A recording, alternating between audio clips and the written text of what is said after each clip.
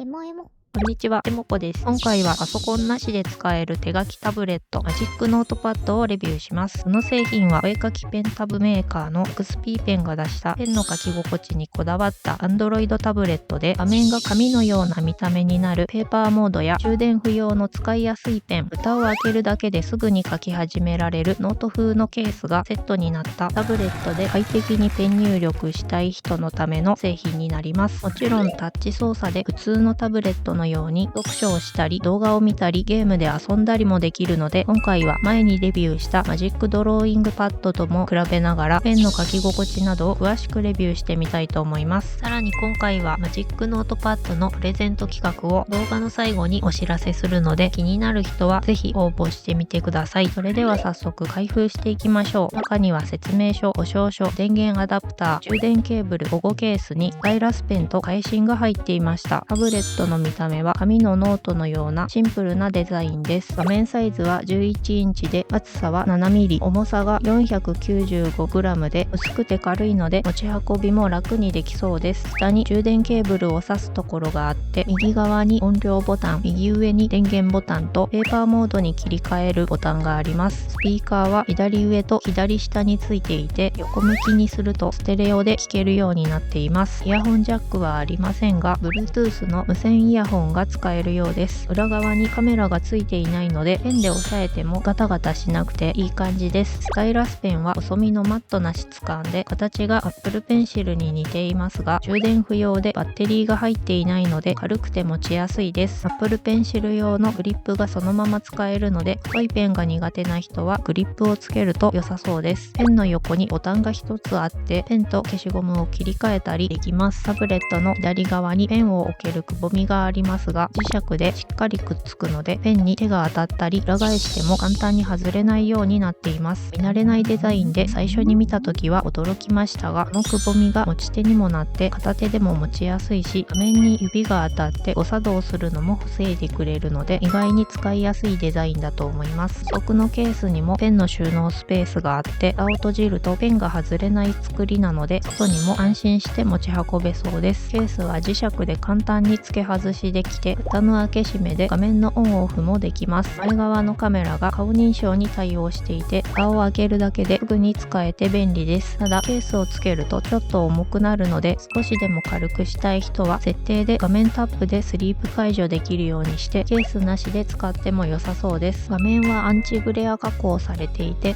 り込みや指紋が目立ちにくく、表面がサラサラしていてタッチ操作やペン入力がしやすくなっています。普通のタブレットみたいに照明や自分の顔が映り込まないので集中して作業できそうです。色域は sRGB95% でプロ向けの液タブと比べると色域が狭いので正確な色で作業したい人は気になりそうですが、パッと見は十分綺麗なのでノートとして使う分には気にならないと思います。それでは実際に使ってみます。Android タブレットなので自分で好きなアプリを入れられますが、XP Pen Notes というノートアプリが最初から入っているので、買ってすぐにノートとして使えるようになっています。このアプリは JNotes という有料アプリが元になっていて、マジックノートパッドユーザーは無料で使えるみたいです。今回はこちらの純正アプリと自分で入れたクリップスタジオなどのお絵かきアプリで書き心地をチェックしてみます。純正アプリのいいところは、何か書きたいと思った時にすぐに使えるようになっているところです。普通のタブレットだとスリーブを解除してホーム画面からアイコンを探してアプリを開いて新しいノートを作成してみたいに書き始めるまで時間がかかることがありますが、この製品はペンのボタンを押しながら画面をタッチするだけですぐにノートが表示されてすぐに書き始められたり、ノートアプリを開いたまま作業を中断した時もケースを開くだけでノートが表示されてすぐに作業を再開できるので、書きたいと思った時にすぐに書けるところが本物のノートみたいですごくいいなと思います。元が有料アプリなので便利な機能やテンプレートがたくさんあって、普通のノート以外にもスケジュールや議事録、方眼紙や楽譜、絵コンテなどノートの見た目を自由に変えられるので、勉強から仕事までいろんなことに使えそうです。行間も細かく調整できるので、普段使い慣れている紙のノートに合わせられるのもいいなと思います。ペンの種類はボールペン、鉛筆、万年筆、マーカーから選べて、お絵かききアプリみたいに筆圧で線の太さや濃さを変えられるので、ちょっとしたイラストも描けそうです。設定でショートカットジェスチャーを取り消すに設定すると、お絵かきアプリみたいに2本指タップで一つ前に戻れて快適です。ペンのボタンを押すだけで消しゴムになったり、線を描いた後にペンを画面に置いたままにすると、直線や丸、四角などの図形が簡単に描けたり、画像や付箋を貼り付けたり、手書き文字をテキストに変換してくれたり、紙のノートだと面倒なことが簡単にできるのはデジタルノートのいいところだと思います。声を録音しながらメモが取れる機能もあるので、授業や会議でも使いやすそうです。他のアプリで調べ物をしていてメモを取りたくなった時も、画面分割で資料を見ながらメモを取れたり、ペンのアイコンからスクショして画像に直接書き込めたり、ノートアプリがすぐに開けるように工夫されていて、書きたい時にすぐ書けるのが良かったです。3本指タップがちゃんと動かなかったり、ちゃんと使えない機能もいくつかあったので、そのあたりがアップデートで改善されればもっと使いやすくなりそうです。次はお絵かきアプリのクリップスタジオやスケッチブックでペンの書き心地をチェックしてみます。書き心地がパソコンの液タブと似ていて、普通のタブレットみたいにツルツル滑る感じがなく、ボールペンに近い書き味でサラサラと書けます。強く押さえるとペン先の沈み込みが少しありますが、画面に軽く置いただけでも書けるので、筆圧が弱い人でも書きやすそうです。性能の低いペンは筆圧をかけないとペンが認識しなかったり、早く動かした時に線が途切れたりしますが、ペンの筆圧レベルがパソコンの液タブと同じくらい高いので、筆圧をシュッと抜くような入り抜きも綺麗に描けるし、線の太さや色の濃さも筆圧でちゃんと調整できました。メーカー非推奨ですが、液タブ用の X3 プロペンもローラースタイラス以外は使えたので、細いペンが苦手な人で XP ペンの液タブを持っている人は液タブの太いペンを使っても良さそうです。画面がフルラミネーションで奥にへこんでいないので、ペン先と線のズレもほとんどなくて、ちゃんとペン先から線が引かれるように見えますが、画面を見下ろす角度によっては少しずれて見えることがあるので、気になる人は設定アプリで調整すると良さそうです。ペンを浮かせた時にカーソルが表示されるホバー機能もついていて、どのボタンを押そうとしているか分かりやすくて、アプリの操作もしやすいです。ペンが画面についていないのに線が描かれる誤作動も絵を何枚か描いた限りではありませんでした。線をゆっくり斜めに引いた時の波打ちは充電式のペンと比べると少ない方だと思います。アームリジェクションにも対応していて、ペンの使用中に画面に手が当たっても誤作動しにくいですが、手の方が先に当たるとたまに点が書かれるので、これが気になる人はタッチ操作を無効にするか、お絵かき用の手袋を使うと良さそうです。純正のノートアプリは手で書けなくなっているので、こちらは手袋なしでも大丈夫そうです。ペンの遅延は高性能パソコンや iPad Pro と比べると少し遅れて書かれる感じがありますが、今回試したノートアプリやクリップスタジオ、スケッチブックは個人的には気にならなかったです。タブレットの性能がそこまで高くないので、レイヤーをたくさん重ねたり、重たい筆を使うと処理落ちすることがあるので、プロの人が本格的なイラストを描くのには向かないと思いますが、処理の重たい 3D デッサン人形が結構スムーズに動くので、ちょっとしたイラストを描いたり、ノートとして使うくらいなら十分快適に使えそうです。前にレビューしたマジックドローイングパッドの時は対応していなかったペンの傾き検知に対応しているので、アプリによってはペンの傾きで線の太さを変えられました。ただ傾き検知は対応アプリが少なくて、スケッチブックは線の太さが変わりましたが、ペンを傾けてもたまに変わらないことがあったり、純正のノートアプリやクリップスタジオは傾き検知の設定をオンにしても太さが変わらなかったので、アプリのアップデートで対応されるまで傾き検知は使えないと思います。個人的には筆圧で線の太さを調整するので、傾き検知がなくても気にならないですが、ペンを傾けて書きたい人は気になるかもしれません。付属のペンは大きく傾けるとペン先が画面から離れてしまうので、傾けて書くことは考えられていない気がしますが、液タブのペンは大きく傾けても大丈夫なので、ペンを傾けて書きたい人は液タブのペンの方が書きやすそうです。あと画面面が11インチでお絵描きタブレットとしては小さめで、リップスタジオは縦向きだとキャンバスが小さくなりすぎるので、描くときは横向きで使うか、タブレット用のシンプルモードに切り替えた方が描きやすかったです。リップスタジオは別売りの左手デバイスや点キーもちゃんと使えました。ケースにスタンド機能がないので、絵描きで長時間使うときは別売りのタブレットスタンドに置いた方が姿勢が良くなって楽に作業できそうです。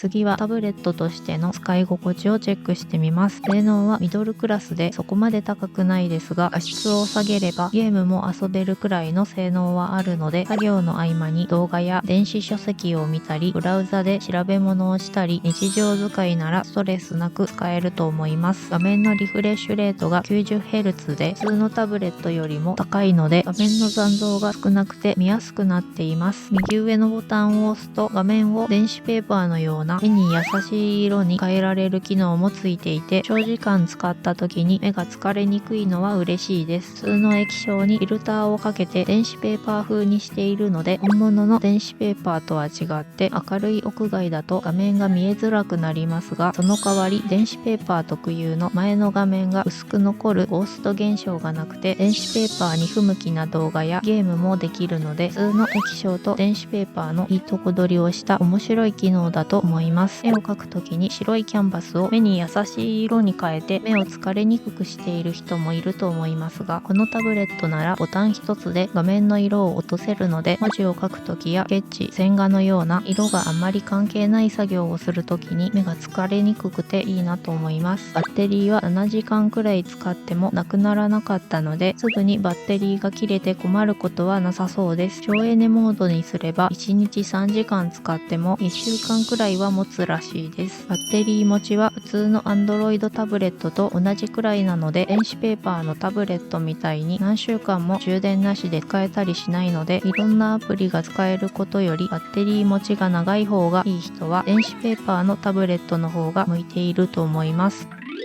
次は前にレビューしたマジックドローイングパッドと比べてみます。ペンや本体の性能が似ているので、ペンの書き心地やアプリの使用感はどちらも似たような感じですが、マジックドローイングパッドの方が画面が大きかったり、ストレージが多かったり、後ろにカメラがついていたり、SD カードでストレージを増やせたり、価格が高い分高性能になっているので、大きい画面で快適に作業したい人はマジックドローイングパッドが向いていそうです。マジックノートパッドはストレージが半分の 128GB で、メモ用途なら足りなくなることはなさそうですが、 SD カードが使えないのでアプリをたくさん入れたい人もマジックドローイングパッドの方が使いやすいかもしれません。ただマジックノートパッドの方が高性能なところもあって、画面の色を変えられたり、リフレッシュレートが高かったり、傾き検知に対応していたり、 Android のバージョンが新しかったりするので、どちらにするか迷っている人は両方の違いを見比べて自分の欲しい機能が多い方にすると良さそうです。マジックノートパッドはコンパクトで、ノートアプリとの連携もしっかりしているので、気軽に持ち運んでメモを取りたい人に向いていそうです。マジックドローイングパッドの方が気になる人は Android が少し前のバージョンなので、自分の使いたいアプリが動くのか確認するのをおすすめします。いろんなアプリを長く使いたい人は Android のバージョンが新しいマジックノートパッドの方が良さそうです。